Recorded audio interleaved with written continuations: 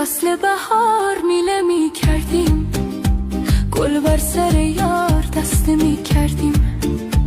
در فصل بهار میله می کردیم، گل بر سر یار دسته می کردیم. از دیگری روز نشه می کردیم، سر تا سر شب قصه می کردیم. سر تا سر شب قصه می کردیم. در دمدمی صبح توبه می کردیم، گل بر سر یار دسته می کردیم. در دمدمی